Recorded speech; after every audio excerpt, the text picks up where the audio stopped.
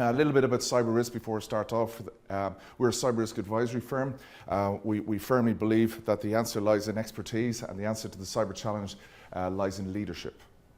There's no magic bullet, there's no magic solution, there's no medicine we can take to deal with the complex myriad of threats that we face when it comes to embracing innovation and dealing with those sort of threat actors and threat vectors that we all face. But the answer stems in leadership, and we're going to talk about that today, in how that can be embraced strategically, how you can develop that into a strategy to get all of the business on board, to get all of the support, and not be operating in a silo or on one side or on one beachhead trying to fight a war on a price. So we got lots of accolades and lots of awards, especially around our new technology, which we'll talk about a little bit in this briefing, Cyber Prism, and how that can be leveraged within organizations to deal with this, and actually how it actually helps people collaborate virtually in dealing with these challenges, and has been seen as a disruptive technology because of that fact that it takes away that need to actually travel and get face to face with each other when carrying out very important work around cybersecurity. You can actually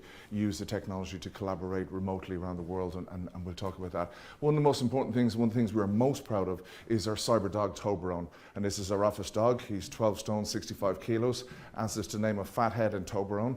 That's not me, by the way, that's the dog. And so we're very much a small specialist boutique business, best at what we do, and we like to believe in that. We like to keep pushing on those edges. These are the kinds of clients that we enjoy and that support us, and therefore we actually protect over $1 trillion in assets from our small base in North County Dublin. So we're very proud of what we've achieved over the years on that basis.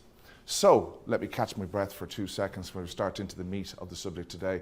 Today I'm going to talk about drugs, dinosaurs, maybe Minions, maybe a little bit of IKEA, Father Ted. But what this is not is a session on FUD, fear, uncertainty and doubt. There's plenty of briefings I give where I'll scare the bejesus out of you about hackers from different countries and different regions around the world, state-based stuff, what can happen to us. And it's very important to understand what the threats and what the risks are. But at the end of the day, today's session is about learning what we can do about it. So I'm going to pretty much focus most of my effort and content on telling you what to do and telling you how you can deal with this stuff, rather than that. But to put some stuff in context, you can't rebrand your way out of an incident like this. So if anybody's a fan of Corona beer, they'll know that rebranding yourself isn't going to get you away from that side. But as I was talking to Jim earlier, one of the things that we talked about was the parallels in dealing with any kind of incident. And that's why I name dropped NATO and I name dropped my background in incident response, because any incident, whether it's a biological virus or whether it's a computer virus, requires the same protocols and the same steps that need to be taken in order to deal with these things. But we need to base decisions not on emotion, not on subjectivity, but on objectivity and on fact. And that's what's so important, that we all get the details, get the facts with whatever situation we're dealing with, whatever incident we're handling. So, what is a strategy? A strategy, or Sun Tzu in his 5th century BC Art of War book would say that it is a long-term plan, if you like. So if you think of in the world of IT, it's very reactive. You're firefighting all day long. You're making risk-based decisions within a microsecond, because that's what's required of that industry. It's what's required on a day-to-day basis to keep systems going and everything else. But businesses have strategic plans. They have business strategies. And it's very important to make sure that you are also strategic and not getting caught down in the weeds of just tactics and just actions and responsive stuff that's very difficult to measure, very difficult to control, very difficult to predict, very difficult to get the costings around these kind of things as well. So we're going to go deeper on that as we go through. This I just threw in because to encourage you to visit our website, cri.ie, because what we actually did was, this is actually the cyber strategy for Ireland. We've got a 5-year strategic plan. The Irish government has put together. We turned it into a nice, pretty infographic so everybody could understand it. I'm not surprised if you haven't heard about it, because it came out on the last business day of 2019, even though it covers 2019. So it's really a 4-year strategy plan. But you're more than welcome to download the A0 version of that, print it, look at it, go through it, all that kind of stuff, and it's broken down into all the different levels of what's going to be carried out. Because it's important, if you operate in Ireland, that you understand what the strategy is of all your partners, including the ecosystem that you operate in, from the laws, legislation, everything else like that, and even the infrastructure of what's going to be happening. So, adapt or die. That's what this is really about. I mean, if businesses are not adapting, if they're not evolving, if they're not embracing innovation, then they will simply cease to exist. When we look at some of the biggest companies in the world today, we look at Uber, biggest transport company, logistics company in the world, has no vehicles. We look at the likes of Facebook, biggest publishing company in the world, doesn't create any content. It just republishes what everybody else has that's out there. If we look at the likes of Airbnb, biggest hotel chain in the world, they have no hotels. We look at Alibaba, biggest retailer. We look at Bitcoin, arguably one of the biggest banks in the world, yet they've no branches and they're not regulated. So the world is evolving. And you've no choice but to be part of that world and to make sure that your business keeps pace with it. You adapt or you die, and you deal with the threats that are facing that way. So some, when it comes to the world of fear, uncertainty, and doubt, and we'll say, well, what is the thing that's going to take us out from a cyber perspective? Is it ransomware? Is it a DDoS attack? You know, what's going to happen? The reality is that business failure is more likely to take you out rather than a cyber threat of some consequence. But if you are not prepared to deal with the cyber attack, then that is what will take you out. That's just fact and given. If you don't have any fire suppression or fire training, then you're more likely to become the victim of a fire incident and so on. So you can draw all your parallels that you want, but the fact is that if you're prepared, if you're operating professionally, that it's more likely that the business strategy will cause more issues for a business than the cyber piece. So we're going to talk on the basis of that you have your cyber act together, and that this is the way that it's working, how to evolve on that piece. In a nutshell, your adversaries will come from many different threat groups. So you can think of it as this Venn diagram. You're up against cyber criminals, you're up against terrorists, you're up against perverts, you're up against script kiddies, you're up against all these different threat actors. And where they overlap, and they've all got different motivations. Some do it for money, some do it for the crack, some do it for the persona and the gravitas they get from that in the hacking community. Some do it for geopolitical reasons, some do it for ideological reasons. There are many, many different, but without getting caught up in that, you just need to understand that there are threat actors, threat vectors out there that will be essentially attacking the organization. And what I need you to do now is a paradigm shift of thinking on how we deal with this. So, any fans of Father Ted here? Great, absolutely, spot on. So I need you to think a little bit differently, right, in relation to how this works. First of all, in relation to cybersecurity itself. Cybersecurity, the term, is actually a paradox. Or so some guy corrected me one day, so no, it's an oxymoron, right? Basically, it's a contradiction in terms, right? If you use cyber is anything that's internet-based, computer-based, blah, blah, blah, AI, big data, anything. Cyber is the label being put on it. Secure means free from risk. So how can you use all of that technology, use all of these things, and be free from risk? It's just not possible. It's about risk management. It's about understanding that there are risks associated with using and implementing innovation, cyber-based innovation, all of those things, but being able to actually identify those risks and manage those risks. This is what it's about. We have to realize that the CEO owns cyber risk, not the CISO, not the CIO. Right? You tell your CEO tomorrow that they own cyber risk and to deal with that, and their head will go, whoa. But this is the reality. The board is accountable, okay?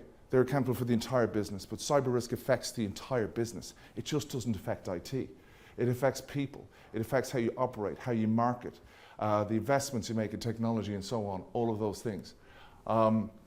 Say it's about the entire organization's capabilities. It's enterprise, strategic, commercial, and organization-wide risk. That's cyber risk, not the IT department. Okay? It's not something, a poison chalice handed to the CIO or the director of IT. This is something that the business and a board level has to own and understand on that basis. Cyber risk is a priority and needs to be integrated as a subset of ERM, so enterprise risk management. So it should feed in. You might necessarily manage the risks using the same processes or tools, but they should feed in so the risk understands that, so internal audit understands, and all of those pieces. So it should fit within that. So that's pretty different thinking in many ways of how organizations run this, because traditionally it's all been about, well, we just need to stop the bad guys getting in. Well, it's not about that anymore. That's, of course, is part of the defensive piece. But then the reality is you are going to get breached, or it's likely you will get breached at some stage. So would you know you're breached? Can you react to a breach? Can you recover from an incident that has happened in your organization? And are you, and do you have the confidence to deal with innovation in a way that will be aligned with legal and regulatory concerns around the world as they change? And we'll go into those as well, as I say, especially in relation to the transatlantic piece. Xanax, so what does the board worry about? Well, the board, it depends on who you are on the board. I mean, if you're marketing, CMO, you're worried about the brand. If you're the financial officer, you're worried about money, fines, all of those things. If you're the CEO, you're worried about a little bit of everything. But what they're worried about is delivering the business vision, delivering the mission of that business. And they need to do that by embracing technology in a more efficient way than their competitors. Do things faster, quicker, make customer experiences much better for the clients. But we all know when you make things easy for your customers, they're less secure generally. That's really the rule of thumb. So it's all about this balance and being able to make sure these things. And while they're doing all of that, they need to make sure that they survive and that they do not waste resources. They do not waste money, and they do not waste people and their time on various aspects of what's going on. So what's expected of the board? Approach cybersecurity as part of the enterprise risk management program. If you're not doing that, this is just a basic question. If we walk into a new client and say, where does cyber security sit, or where does cyber risk sit in this organization? And if it's down in IT, you start having an oversight governance issues, you start having reporting issues, political issues, everything that goes along with it sitting in the wrong place and nobody having the power or the authority or the autonomy to make decisions and to inform the board so they're empowered to make the key decisions that they need to make on a day-to-day basis and to be effective leaders within their organization. Understand the legal, compliance and regulatory headache that goes along with this. This is only growing all the time, the legal aspects of this, the regulatory stuff. Which rules are risk-based? Which ones are rules that you have to follow? If you're being able to do an incident response in Dublin, can you follow the same protocol doing it in Poland?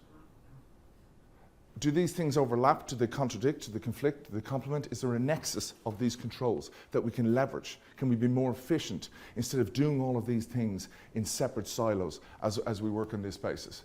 Have adequate expertise at board level. They cannot bring in someone cowering for their job to report to the board that's part of the organisation and is afraid to say the wrong thing, stand on the wrong foot, and report on the wrong stat or whatever it happens to be, and then be in fear of their job or their life for the rest of their days in that organisation.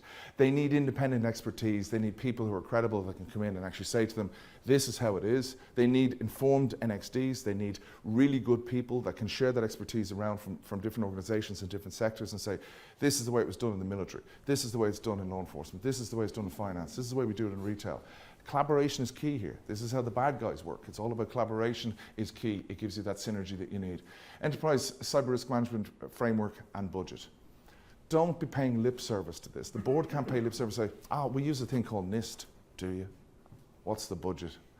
How does NIST work when it comes to governance and oversight? Don't remember seeing any controls in NIST about governance and oversight. So what's your framework? What's your real framework for the organization? Your specific framework and your model on how you're actually identifying and managing cyber-related risks in that business and how you're aligning it with the strategy. Have cyber risk treatment options and plans. Don't be going into the board or leadership and saying, hey, we had 50,000 attacks last week against our domain, and it's okay because we prevented all of them. Aren't you good? Great now. Off you go there. That's absolutely meaningless metrics. It means nothing to the business. They don't care. They really don't care. What they want to know is it going to affect the business? And have you prevented it, or have you given them a competitive advantage by doing things better?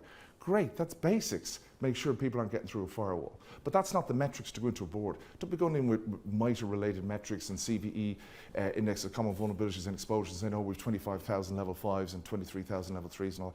That doesn't mean anything to the business. They need those metrics converted into the language and the lexicon that they will understand. How does it affect their online digital services? What risks does that bring? How have you prevented those risks? So there's a translation involved here from techie language into business language so that they can understand what's going along on that base. So the bottom line is for a board, it really depends on where the organization is based, what they need to do as regards prescriptively need to do, but they need to do a lot more, but stop doing the same thing. Stop doing the same thing. Boards have to think differently. Stop operating in silos. You don't have privacy people over here. You don't have business continuity people here. You don't have network perimeter security people here, and so on. That's just bull. There's no synergy there, there's no communication, there's no leveraging, there's no nexus of effort and team effort to actually deal with these things. You're wasting time, you're wasting money, and you're making it easier for the bad guys by not working together and not collaborating within an organization, never mind within an industry. So some of the challenges for the board. Lack of senior management ownership. Who owns cyber? Who's the Minister for Cyber in Ireland? 100 quid if anybody knows. No. There is no Minister for Cyber. Cyber falls between 5 or 6 different stools. So a trick question. Yeah, that's a very trick question. That's the reality, and it's the same with businesses. You go, well, who owns cyber? Oh, that's that compliance stuff, is it? Oh, is that GDPR stuff? Or that's IT, that must be IT, we give it to IT. It's up at the board, it's CEO. Cyber is what keeps, we live in the information age. This is the information life stage of business and development and innovation and everything. So it's so important that that's all tied back and they understand who the hell owns cyber. And that just causes so much confusion when you walk in, it's a baseline question organization, and someone's sitting there with the poison chalice. They go, well, I own 80% of it, but I have no control over how people operate in this company because I'm not head of HR and I'm certainly not senior enough to tell people what to do. And I can suggest policies, but I can't enforce them and I can't make them go through and I can't approve policies. That's sound familiar? Like that's what's wrong, right? There has to be leadership. Somebody has to be responsible for this area. They have to be able to take control of what's going on. A mission of cybersecurity from entry-level objectives. Entry-level objective, we want to create an online app for our members or something like that. Where are the cybersecurity related objectives? Because otherwise it's just a good idea that we're going to bring out an app, or it's a good idea that we have better security or we invest in security, but we're not able to measure what we're getting on a return on investment for that because we're not bringing it back to the business. We're not bringing it back to that app that was brought out or that service for customers or whatever it was. If we're not tying back the controls and the investment in controls, then you're not measuring the return on investment, so the board and the business will not get convinced that where you're spending money is the most appropriate place when it comes to this. This is key. This is part of that paradigm shift. You have to link it all back to the business. That IT speak doesn't work in the business side of things. Failure to link assessment findings to key organizational objectives. Walk into the board, got our pen test results, that's great. We've only got 20,000 level 4 vulnerabilities, so what? Doesn't matter, we got rid of 25% of those in the last 3 months, so what? What does it mean? Relate it back to the business. How is that, what risk does that present to the business?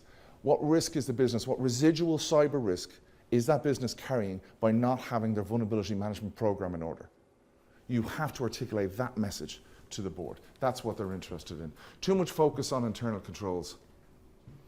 Right? It was actually ironic that GDPR caused such a challenge to the world of cybersecurity, because obviously it wasn't what it was about. But then everything became about GDPR and privacy.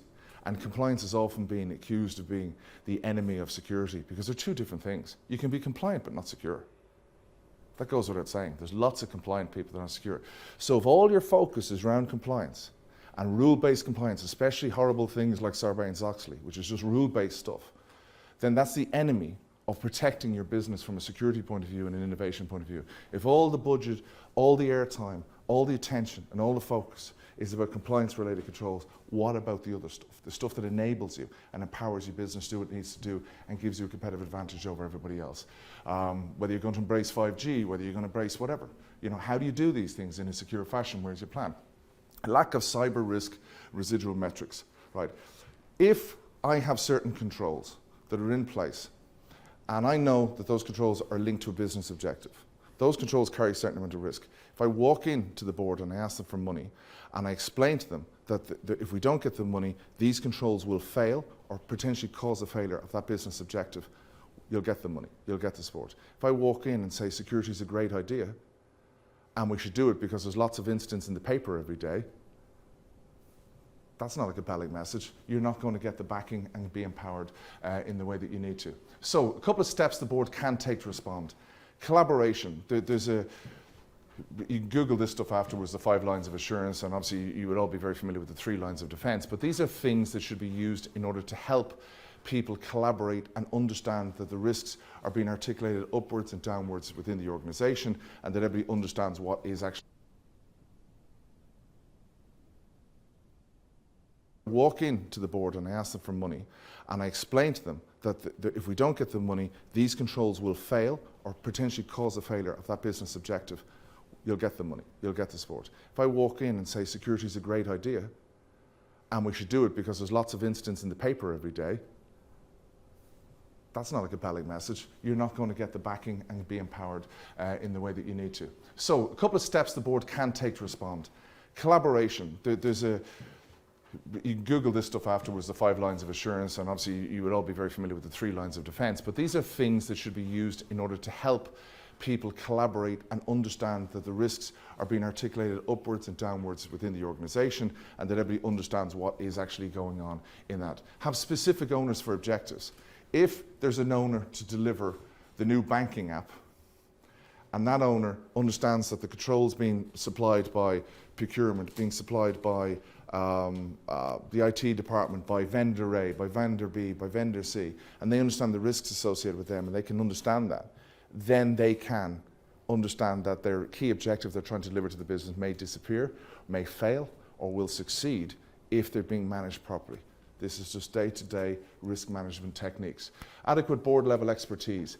They need to have somebody that they can trust and somebody that knows what they're talking about at the board level. And there's lots of great expertise available in this country that people can leverage from either other companies or whatever it happens to be, but there's lots of expertise out there to get people into advised boards. And I know some of the people I can see here that have worked with, I'm very aware their profiles are top of the world global experts that are in this room sitting down, that are the sort of people that should be at the board and should be advising companies of what they need to do.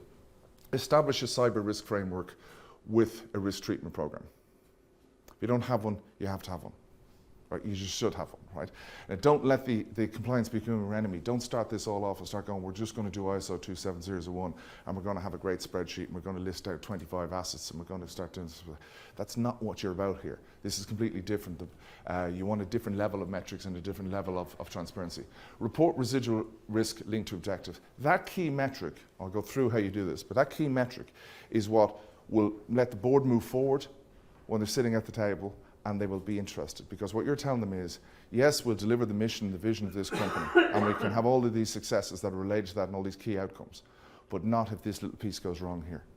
And they don't need to get stuck down the weeds, but they need to know that there's risk and a metric, a credible metric around that, and it's transparent. It's not, and forgive me for the traffic light reporting of stuff that has gone on in the past, someone's opinion.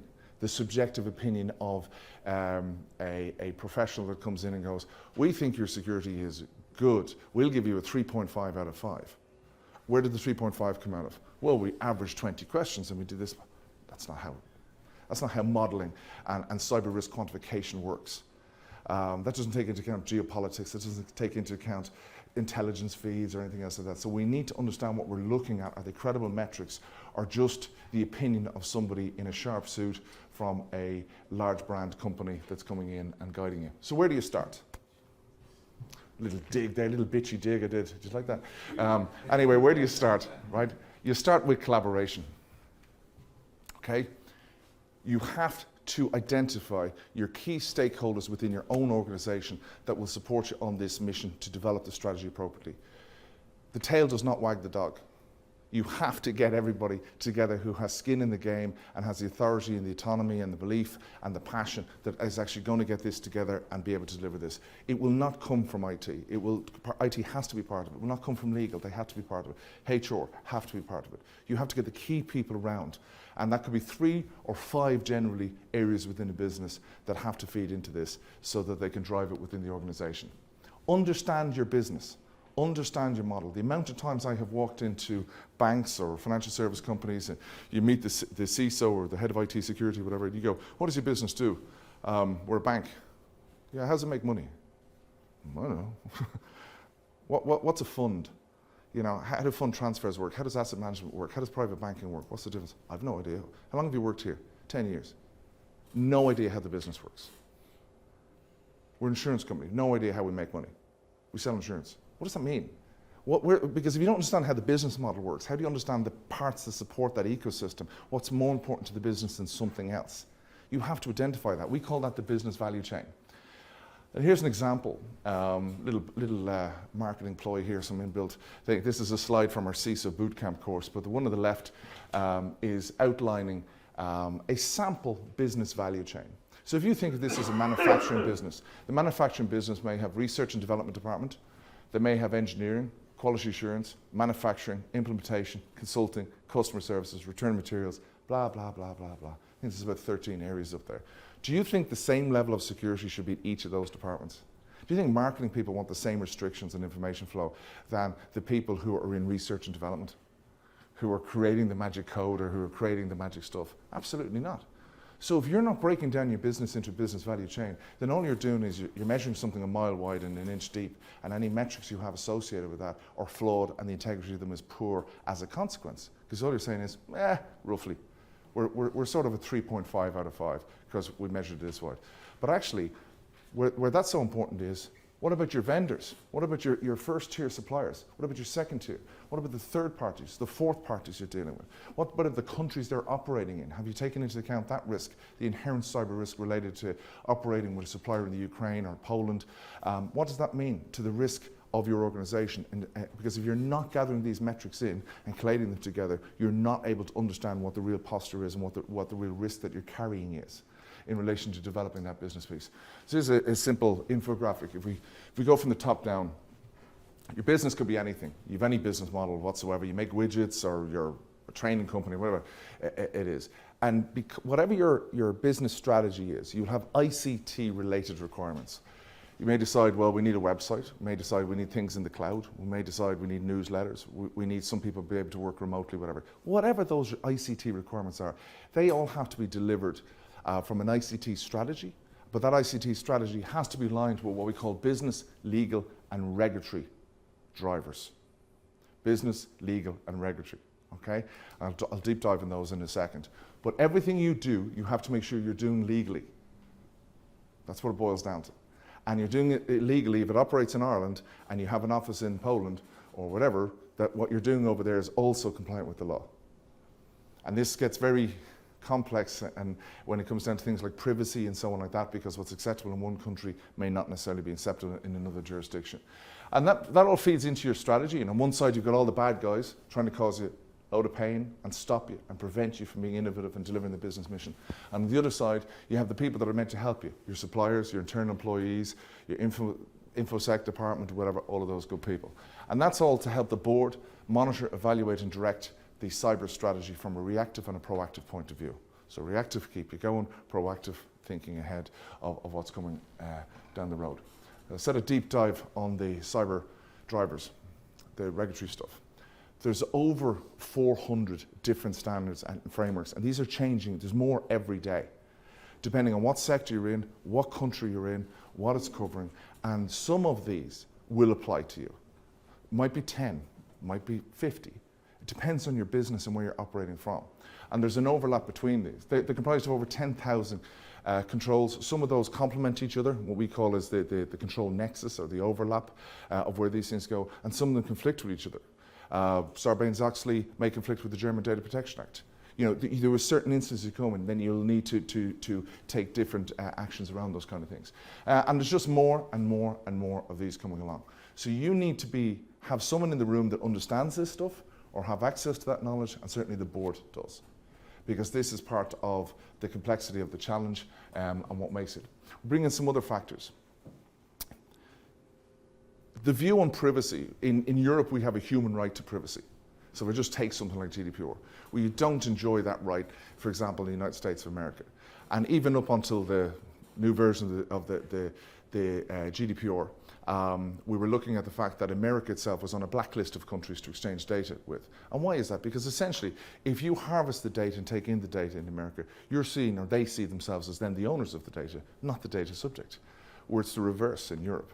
Now all our technology, all the innovation, everything is coming with a cultural hegemony from the United States and young developers and whatever way you want to put the demographic around this. It's all coming from one region in California, and whatever they decide is the right way to do things culturally and ethically and morally, the way software should operate, that's what we're all taking on in the mainstream. So we have to be, and it's too deep a subject to go into here, but we have to be aware of the ethics and the morals around the kind of technology that we're starting to take on. Just because it's successful or it's big doesn't mean it's right to do or right to use that kind of technology. And that's another factor that needs to be taken into account when you decide what kind of controls are appropriate to put in place. And of course, Brexit. Tip my hat to the UK. They got themselves, all set up for GDPR, all set up for the NIS directive, everything else like that. But the UK, Theresa May, signed what's called a Snoopers Charter, which gave the UK and GCHQ, which is their surveillance unit, effectively their intelligence unit, the right to snoop on people, effectively. That is in stark contrast, and I can't think of a better example, where the EU turned around and said, you're not going to get an adequacy decision around anything. It doesn't matter if you're the best in class at GDPR or the NIS directive. That Snooper Charter that you brought in effectively makes you the subservient of the United States of America, and you're passing all of Europeans' data over there. And I could sit and talk about case studies of how it's done and everything else like that, but you need to be aware that that is why transmitting, storing, or processing data post-Brexit is not an option. It's seen as a separate entity completely from Europe, and that has to be part of your strategy. Okay, so if you're gone into companies where their business continuity plans are, so we'll just operate from the UK. Not post-Brexit, you won't. It's not going to be viable because the laws will restrict that. Okay, a quick dive on a couple of terms here. Inherent risk versus maturity versus rules. Rules are simply what it says. They're what you have to do. If you want to be compliant with Sarbanes-Oxley, you have to do the following things. No choice. Doesn't matter what size your organization is, how much you're dependent on Sarbanes-Oxley, how many employees you have, how many countries you're in. You have to do these things. It's rules. End of. You have no choice. Risk-based means that the controls have to be proportionate to the importance to your business and the risk that it's posed as a consequence. So think about that. Everything we do in life, we do based on inherent risk modeling. If you take out a small dog for a walk, you use a small lead. If you took out Toblerone, you use a big harness because he's bigger, more of a risk that he'd get out of control, those kind of things. Everything we do, the control has to be proportionate. So there is absolutely a link between risk levels and the maturity the control should be.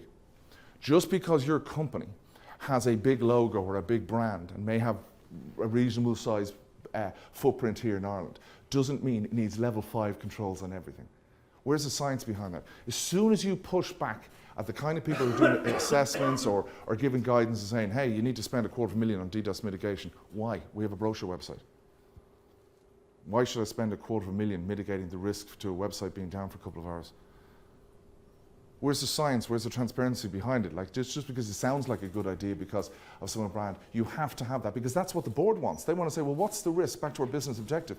What's our downside here? Will we be down for 4 hours and we pop the site up somewhere else? Whatever. So those kinds of things, you have to understand that relationship between risk and the maturity of the particular control you either have in place, because if it's not at the right maturity level, that gap is called residual risk.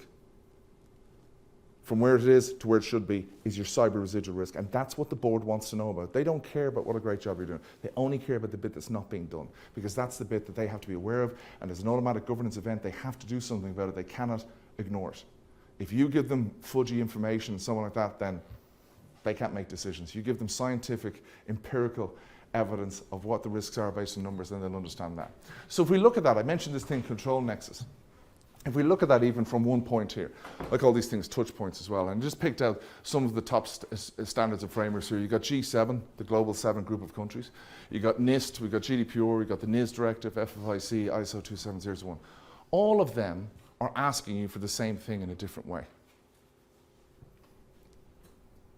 They're asking you to calculate your inherent cyber risk. GDPR, the level of security should be appropriate to the risk. FFIC, by reviewing both the institution's inherent risk profile and maturity levels across the domains, management can determine whether its maturity levels are appropriate.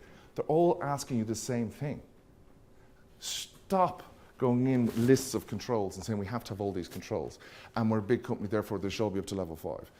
You need to do things at an appropriate level of maturity strategically, and you will get the funding and the empowerment from the board as long as you're articulating it in that kind of way and they understand what the consequences of not doing it are on that base. You need meaningful metrics.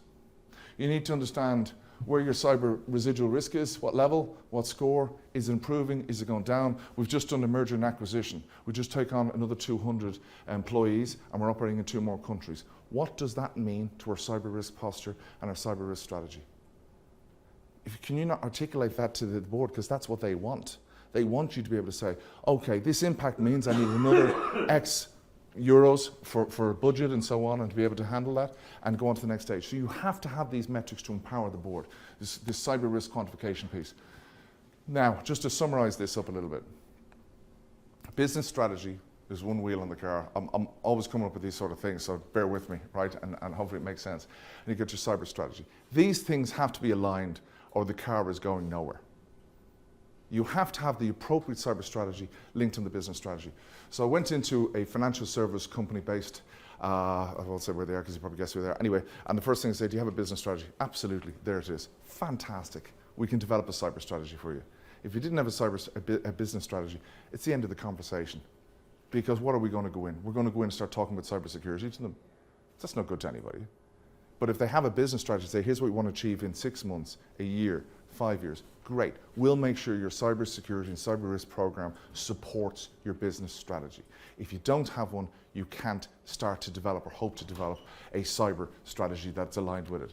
The cyber governance and oversight, that's the board's activities and the controls they have in place to make sure that everything's being done, and they use the cyber risk framework to do that. 4 key pieces. If there's no other slide that you remember after today, this is the key slide.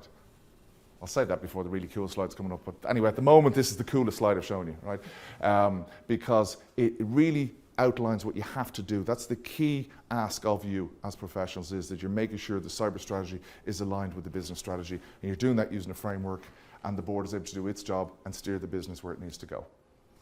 I told you there was a cooler slide, right? So this slide is the anatomy of a cyber strategy, and we're just going to walk through this really quickly because this will break down what you need or should have in your cyber strategy document and what it should do. So if we start at the very top, number 1, the business has a vision. Every business has a different vision, whether it's a small business started by an entrepreneur or a big corporation. They have a vision of what they want to do. That vision is linked to a mission, the mission of the board to deliver the vision. Okay? Then we're down to step 3. There'll be related goals. So in the next 12 months, the goals of this business are, we're going to expand into blah, blah, blah, we're going to do X, Y, and Z, or we're going to close down our physical retail options and open up online and move 40% of our business onto a digital platform. Whatever the goals are, they're goals. And there's a number of different goals. Each one of those goals will have key objectives related to it. There's only 2 kinds of objectives: value preservation or value creation. This is the language you need when you're talking to the board. What control do you want money for? It's a value creation one. We're going to enable the new app that's coming out. We need to put in the following controls, and here's the costings of doing that. We want to preserve the value of the brand and the company and so on. So this is a protective control, and we need a budget for it. So make sure that you categorize the different kinds of objectives that you're trying to achieve. Those objectives will have an outcome. Essentially, what does good look like? So if your objective was, well, what we're going to do is we're going to become more self-reliant. Our goal is to become more self-reliant on cybersecurity. Therefore, we're going to establish a SOC, Security Operations Center. And some of our key objectives is that we get X staff trained up, we'll send them to the Irish Computer Society, we get blah, blah, blah, all of these kinds of things done. Fantastic. What does good look like? What does the outcome look like? Document that. Don't leave anything subjective. Document what good looks like, because then you know you've met your objective. Is it X savings, or is it X money made, or is it an ability to cancel a contract with an incumbent supplier who's been doing your head in or something, right? That kind of stuff, right? That will be the outcome. In order to deliver those key objectives, you have to have tactics. And the tactics are the day-to-day of what we're going to do in order to make those things happen. And tactics, by their very nature, are micro-decision-based kind of quicker activities, strategy macro level, tactics at a lower ground level, in order to be able to do things. Because you need to turn the car, and you need to be able to go where you're going. Something will happen. COVID-19 comes out, shows the best plans out of the world. What's your tactics to come around that? And you'll have it. You're still going for your goals. We have an event on in New York I mentioned. COVID-19, that's basically pooing all over my strawberries, and it's slowing down our progress into expanding across in America. So what we'll do it online. Tactics. Come around the obstacle and do it that way. And that's why it's very important to be able to be tactical. And the people who are at that level and delivering the tactics have to have the authority to be able to do those things. It's not changing the goals. It's not changing the key objectives. And those tactics will be made up of key actions, group of actions. We're going to establish a SOC. We're going to establish cyber awareness training. We're going to do whatever, right? Broken down into groups of tactics. And all of those tactics have to be delivered in line with a cyber risk framework that covers people, processes, and technology holistically across the entire business, not just IT. So if you don't have cyber risk oversight in there, if you don't have procurement in there, if you don't have HR in there, then it's not a cyber risk framework, it's an IT framework. Cyber risk framework is enterprise cyber risk, the entire business, and how it's covering that across there. And of course, the cyber risk framework is made up of controls.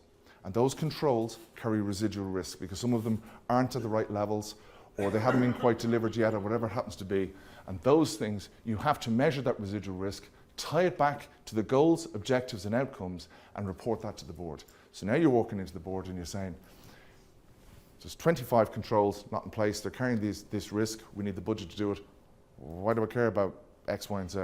Because it's related to that big goal you had, or it's related to the Security Operations Centre, or delivering our digital platform, or whatever it happens to be. You're relating it back to the business piece, and you're showing that risk you're carrying from a cyber risk point of view is related back to the business goal, the business objective, and the outcomes that will come from that.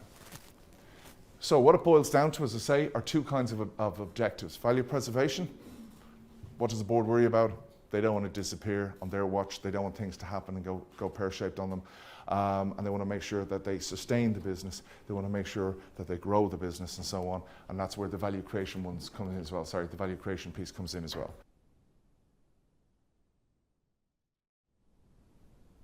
And the outcomes that will come from that. So what it boils down to, as I say, are two kinds of objectives. Value preservation. What does the board worry about? They don't want to disappear on their watch. They don't want things to happen and go pear-shaped on them.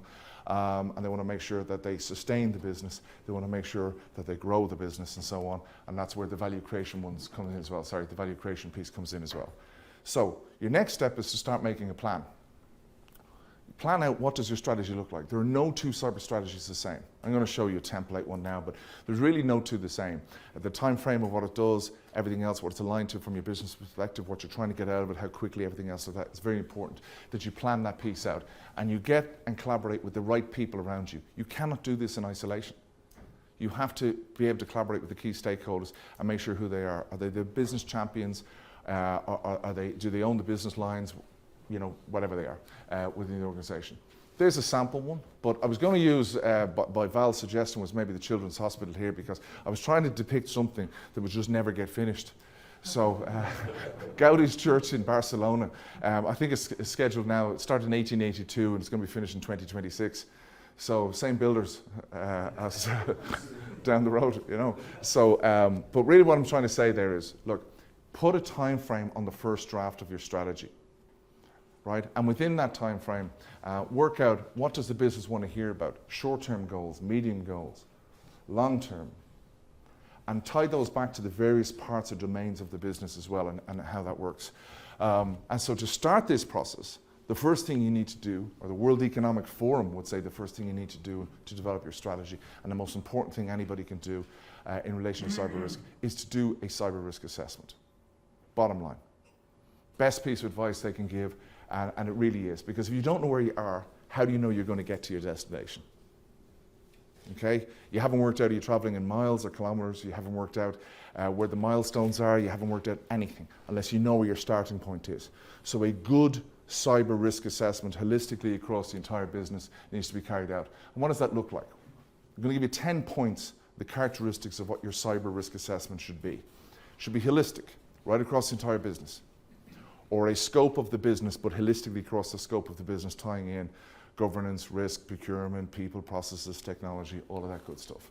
Meaningful metrics. Do not leverage or start using technical metrics which are actually controlled. Those numbers are controlled by the big corporations, Adobe, Microsoft, and all of these, whether something's a 1 or a 5 in a risk. Metrics the business will understand and appreciate are the metrics related to their business. So you have to tie it into their risk appetite, into their risk treatment plan, everything else like that. So it has to be meaningful metrics, inherent risk, residual risk, maturity, all those kind of things. That piece. You have to take into account privacy, not just GDPR, privacy. There are many, many different privacy standards around the world. I think there's over 100 at the moment. So wherever you're going to operate your app or your business or whatever it is, make sure that you're in line with those privacy controls, and they're very different. Their nuances in them can be radically different in California and Ireland and the NIST privacy standards and so on and that. The general principles can be the same, but the nuances can be drastically different in how that works. So make sure you're taking this down. Converge the worlds of physical security and cyber security. If I'm trying to break into your business and I can't get through the firewall, well then put on a Visi vest and I'll come through the front reception and I'll try and pop a USB key down, let somebody pick it up, or I'll steal a laptop or whatever. The physical world and the cyber world, the virtual world, are completely interconnected, and so is the risks posed by those. You can't deal with this on one beachfront and go, well, I'm doing all the cyber stuff, but everybody's walking in and out with laptops. You know, as much as you have to have your people trained and everything else like that as well. So very, very important. It has to be in a collaborative approach. This can't be somebody going in and saying, I'm the smartest kid in the room, there's the results, you're all doing a crap job, but I'm doing brilliant. Right? If you're showing results about the entire business holistically, the people that you're showing those results to should have had an input to those results, and the credibility comes from the fact that they're sitting in the room with you and they're not arguing with you. And they're saying, yeah, that's true, we don't do this, or yeah, that's true, we do that, and so on. And you're working together. It isn't finger pointing, it's getting it into a team, and you're working for the business to deliver the mission at the end of the day and support that mission. So collaboration. Prioritize. I'll say these priorities, right? But what this is, there's flavors of the month, right? When it comes to the world of cyber, like every other business and everything that goes along. So flavor of the month, if you're in financial sector, is cyber resilience. Where are you in cyber resilience? So just make sure, understand that whatever is going to be in the ear of the board, that you're able to relate back to that and be able to say, I'm glad you asked me that, because here's a report outlining our status in relation to cyber resilience or privacy or network controls or whatever it happens to be at that time. Understand your business value chain, or don't start. The cyber assessment process you take should identify what part of the business value chain and where in the hierarchy it fitted before you do an assessment. Otherwise, you're wasting your time and your money, just wasting it. You're literally just creating paper and creating whatever, but not meaningful stuff. Have an efficient rinse and repeat model. You need something that you can do yourself. You can do this again and again, that you can monitor improvement or disprovement. If the inherent risk of your business changes, if you have a merger and acquisition or something like that, that you can actually go and do this again. And it's not an annual thing that you're waiting for the consultants to arrive in and spend 6 weeks asking you basic questions and then put them in a template and hand you out a report and you're going, all right, it'll be another 3 months before we get that report. It's stale by the time I get it. This has to be an efficient model. Rinse and repeat, changes happen, need to see what that means into our metrics and everything else like that. You have to have risk-based KRIs, right? Key risk indicators, and KPIs, key performance indicators as well. To get away from the vulnerability exposure stuff and all of that. Risk-based indicators, inherent risk, residual risk. Speak the language of the board and the business when it comes down to this. And translate your touch points. Of course you're doing lots of things in different ways. You're doing GDPR, you're doing NIST, you may do Sarbanes-Oxley, you may do FFIC if you're operating in the States, you may do things around industrial control systems and have all of these different efforts. Bring it all together and be able to translate out what you're doing and then be able to report it out and say, well, here's what we're doing in relation to ISO 27001. Boom, there's a list. Here's what we're doing in relation to NIST. There we go. Because there is a nexus of the controls. They're all asking the same thing in a different way. So make sure that you've identified that in the way that you work. So I'm going to quickly show you probably 5 or 6 minutes here, because I know it's getting warm in this room as well. 5 or 6 minutes, I'm just going to walk you through a bit of a case study. The case study is based on a real client that multiple regions, 10,000 employees, 350 branches. This client would have suffered from what a lot of people suffered post the financial crisis, insofar as they lost a lot of their talent. There was no key responsibility about who owned cyber. It was broken down into different silos within the organization. And all of these pain points, 5, 6, 7 years later, you see these in organizations and you go, yeah, you know what, we're still suffering from issues like that. I don't think anybody has a clean bill of health when it comes to that list. When you walk into any organization, whether financial, manufacturing, aviation, whatever it happens to be, they will have some or all of these pain points when it comes down to. I'll ask Val maybe to pop up the Cyber Prison portal. So I mentioned at the start of this that we had developed our own solution called Cyber Prison to help people deal with everything I've talked about today. And the reason we did that was when we started back in 2014, we were suffering essentially from the same problem our own clients were, the lack of skilled people, the ability to get the experts on board to help to deliver those key services, deliver assessments, everything else like that. So we went on a journey to develop this tool, which is, as I mentioned, won lots of different awards and so on like that. What I want to do is very, very quickly, I'm going to walk you through this, but we can follow up separately with you guys if you want to see it. And I'm going to show you what we're looking at the moment. We call the screen the Cyber Risk Radar screen. That screen breaks down the business value chain of an organization. So I can highlight any of those, maybe highlight Dublin there, Val, for a sec. And I can see straight away. So if I'm the Chief Risk Officer, or I'm the Global CISO, or I'm a director that's logged in with responsibility, I can see all the entities that make up my business and the risk level they have. That could be vendors, that could be different regional offices, that could be anything. And I can see straight away what's going on in that region. So maybe just scroll down at Val. And you see they're all broken down into separate assessments. So all these separate assessments can be actually handled by different people. The managers just sends off the credentials and they fill out the assessments and they work their way through it. Maybe let's open up one, Val, and we'll see how that actually works when you actually do an assessment. So the first thing is inherent risk. I need to know what you are, what your business model is. I can't compare you to a list of controls and say, you've got this, you don't have that, whatever, unless I understand what you are. I need to understand the threats related and the risks related to your business model. Are you doing all your business online? Are you a bookstore? Are you an airline? What are the threats that face you? So we pick up on a number of characteristics here. How many employees you have, use of technology, how much income comes in from various aspects, in order to be able to run an algorithm that will work out your risk metric associated with that. But we also tie that risk metric in with business intelligence and cyber threat intelligence. So we know, for example, that if you're operating in the Ukraine, you're at more risk than someone maybe operating in Ireland. Because we know how secure the ecosystem is in relation to each country that entity is operating in. And we factor in hundreds and hundreds of different data points and feeds that come down to actually impact that metric. That metric is key. That metric drives every decision you're going to make in relation to these pieces. And it's done simply by, let's open with just one of the questions there, how many internet service provider connections you have? And the operator just goes, how many they have. That's it, simple as. They can add notes, they can upload evidence, whatever they want. Now, once I understand that, once I've done that piece, which is pretty straightforward, I've profiled the organization or the scope. It might be just their Dublin office, their London office, whatever. But once I've profiled the scope, I can now look at the maturity. I want to know what do they have in place. Because what I'm going to look for is the risk minus the impact of the current controls, work out that gap, which is the residual cyber risk. So the next thing I do is in the maturity section, we can head into the maturity, Val. In the maturity section, common interface, blah, blah, blah. Let's go 54 there for a second. And if I look at, sorry, you can't see the screen. Great. So if I look at something like this question here, it'll say an inventory of organizational assets, e.g. hardware, software, is maintained. This is a decorative statement, binary. Yes or no. Are you alive? Are you dead? There's no in between. There's no ambers.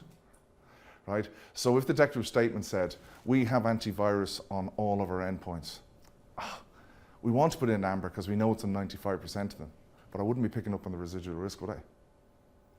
So whoever's attesting, this is an attestation type assessment, and there's a human linked to whoever it is, that person that logged in, who's signing off this report, who's attesting to say, this is the state of play. This is great when you're dealing with suppliers and third parties because they're attesting to the state of play of what they've got, and there's no ambiguity.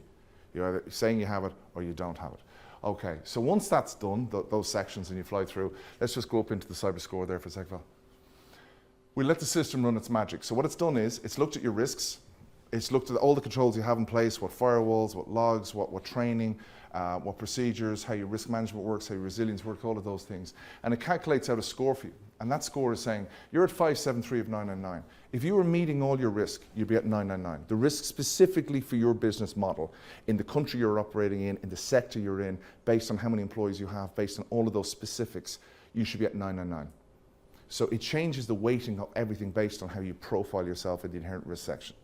So if we go down below, Val, for a second, we see that this fake organisation had an inherent risk score of 396. That puts them firmly here in the minimal risk area. In minimal risk area, it would suggest that the level of your controls from a maturity perspective should be between baseline and intermediate. That's key, so remember that for a second. It should be between baseline and intermediate. Okay? So let's go on into maybe the dashboards and we'll drill down and show what that means. We'll go straight to the maturity dashboards for a sec, Val. Yeah, sure. Take in the business appetite for risk. There's a business that doesn't want to invest a lot, but they're prepared to take. The appetite piece comes in with the results at the end, where their appetite is either to accept that residual risk or to treat that residual risk. So like with the 999, if it was a company that's happy to take a high level of risk, with the 999 score? It wouldn't change, because what this is saying to you is that based on your risks, your controls should be here, but where the risk appetite piece would pop in is where the board signs off and says, well, actually, our appetite is to accept that much residual risk, or we transfer it, or we fund it, or all the risk treatment options, and they go for that point. But there's no back end to play with and change weightings or anything like that to say, hey, listen, we don't mind and all that stuff. This is giving you the sort of the metrics to go to a board and say, that's actually what this system is showing us we're carrying at the moment based on all these risk factors. So if I look at this, for example, maybe just a quick eye candy view there of all the pretty charts and all the metrics that go on and come out of the system, because what this is doing is it's now breaking down all the different areas. It's breaking down procurement, vendor dependency, it's breaking down governance, how the board operates, it's breaking down cyber resilience, it's breaking down cyber controls, it's breaking down collaboration, even all these different areas, and then down within those areas it'll break down. But if we go up to cyber resilience for a sec, because this is one that tends to really illustrate the power of this. So we said the inherent risk was 396, and we said they should be up to an intermediate level. Now the maturity of controls is cumulative. The maturity of controls is cumulative. You cannot walk out and buy an innovative level control and say to yourself, I'm at innovative level, I've just bought a shiny box with shiny LEDs on it from whatever company, and we're now at an innovative level. Because if the supporting controls underneath that are not in place, that control will not work. So I walk out and I spend 100 grand on a SIEM, and we pop one in, but we're not actually at a baseline level. We haven't identified the verbosity of the logs that we should be recording and the syslog inputs into those things and so on, blah, blah, blah. The baseline's not in there. We don't have policies, we don't have procedures, all of those things. So how can we say we're at the innovative level? So it's very important to identify that. So I'm going off on a sidebar there. We look at this, they should be intermediate level, and I look at the results and I say, well done, lads. You're spending tons of money up here on advanced and innovative, but that's above your risk level. You're spending money treating risk that's above your risk level. And what you should really be concerned with is the delta down here, which I think that says 30%. The delta is at 30% of baseline. So 70% of your baseline controls aren't in place. Yet to switch those back on a sec, Val, the advanced and innovative, you've been spending tons of money, 60% of your controls and 70% up this top end, overshooting your risk. So this is part of the issue that people have, and when boards go, an objective can't be just to have cybersecurity and just to spend money on cybersecurity. You have to relate it back to the business. So let's look at the delta there, Val, behind baseline. So now I want to know, well, if I was on the board, I'd freak out if I saw these results. I'd go, oh my God, we've just spent millions on cyber resilience and you tell me we don't have the basics in place. So now I can quickly identify all the basics that are missing in cyber resilience. And the system will just create a list based on the filters that I pick up there, and I can say, show me all the things I don't have in place. And let's say, for example, that same organization was running an ISO 27001 program. I'm saying, oh my God, I'm spending money everywhere. ISO program, cyber resilience, everything else like that. You tell me these things are missing. So just show me the controls in ISO that are missing on a baseline maturity level, and it will create that list for you. And you just press a button, it'll spit that list out into a spreadsheet, you send it to your colleague and say, here's the things we need to do. And you can assign those things off to them and say, we need to fix those things. So this has gone on our journey from being an assessment tool to a management tool. Sorry, question? Yeah, I'm just interested in how you distinguish between design issues and effectiveness. Can we pick that up afterwards, because it'll be a deep answer as we go through the piece. And I know people are getting warm, I can see it as well, but we go through that piece. So we've gone through the dashboards. If we maybe look at the executive dashboard. So one of the key things on the executive piece, we'll go back to 2019 just for the sake of looking at data. System every month, the executives can log in and they can see what progress is being made with the key risk indicators. Where are we on our inherent risk? Where are we on our score?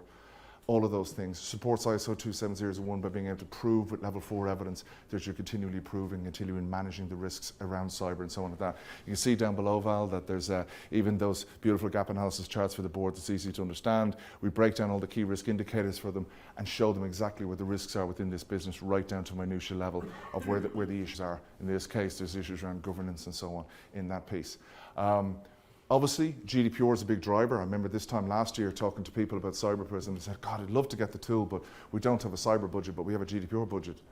Right, well, because we map out those nexus of controls across all those other standards, including all of the articles of GDPR, we also create the GDPR dashboards as well, and you can actually see in a snapshot where you are from a GDPR point of view. And of course, you can list all the controls, what's in place, what's not in place, everything else like that around that. Now, very quickly, if I just show you the reporting feature before I come back to the cyber piece file. So if we look at I'm going to show you two very quick reports. First of all, there's tons of reports in it. Firstly, you get in a professional service team, and really all you're paying for them at the end of the day is that lovely report they hand you, right? With the fancy logo on it and all the results, and it comes 2 months after they started the assessment and everything else. And look, that's fine. That's the traditional way of working on this. With this system, you press the button, it'll recreate the report within a few seconds. So any changes to your environment, any changes, any improvements, you press it, it recreates it. All documents are created in Microsoft Word. Let's open up the full report there for a sec, Val, if you can. And we're still off the screen. If the screen's misbehaving, we're having a problem with this projector this morning. So if it's not behaving, Val, just stay in there at the moment. What I'll do is we'll come back to the report at the very end. Just go to the global dashboards.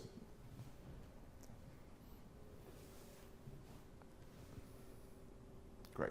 So what I'm going to do is I'll come back to reports in a sec. We just can't flick screens. There's a problem with the projector. One of the things I talked about is understanding your business value chain. So I've scoped your Dublin office, your head office, and I've scored you, and you're doing great. Tickety-boo is the official score, right? And you're doing great. Okay, that's fantastic. Now what I want to do is I want to work out the different entities that deliver online banking, or the different entities that deliver your online platform or your portal or whatever it is. So what I'll do is I'll cherry pick those items. I could have categorized them beforehand if I wanted, and I can just tick those things. The system will now go off and look at all those independent assessments, collate that information, aggregate the score, and recreate the dashboard. So maybe we show that up. You can see here we're again getting the KRI breakdown. We're getting all of those pieces as well. They're broken down in specific to that unique business value chain. So I can start going, just show me all our UK offices. Show me UK, Ireland, South Africa, whatever it happens to be. You can break it down completely at your own control and tailor it in that piece. So we're going to go absolutely winging it here by just maybe come out of Chrome and see if it'll bring up Word for you so we can show the Word documents. So I just want to finish off showing you the reports. There we go, great job. So if we open up that report for a second. It's hard, Val can't see the screen. So that's why he's actually working in the dark here to get that. And there's a lag between the screen and the cursor. So this is the FinSec report. We'll just show you this one for the moment, right? So one of the things is that not alone do you want a cyber assessment report and tell you everything that you have in place, everything that you should have in place, and produce a maturity roadmap for you. But one of the things it does is we'll create a FinSec report, which also then looks at your results and compares those and contrasts those to the advice from G7, from the Central Bank of Ireland, from the National Cybersecurity Centre here in Ireland, and also from the ECB in relation to cyber resilience. And it will take your results and I will show you the controls that should be in place and those right through the whole thing. So I don't know if you can fly down that, Val. So again, everything is in Word, so it's easy to edit and easy to work with on this information that's coming out of it. Maybe just flick down and show some of the advice piece, yeah, grand. So there's some of the central bank stuff. And because that's a lot of the challenge that people have had is they say, well, look, I'm not sure if I'm doing the right thing. So now what we're able to do is contrast and say, this is where you are, and this is where you should have. Now, that demystifies it for you. If the ECB is saying from the minimum cyber resilience, you should have the following things in place, and there's where you are, you can make those informed decisions really, really quickly around that piece.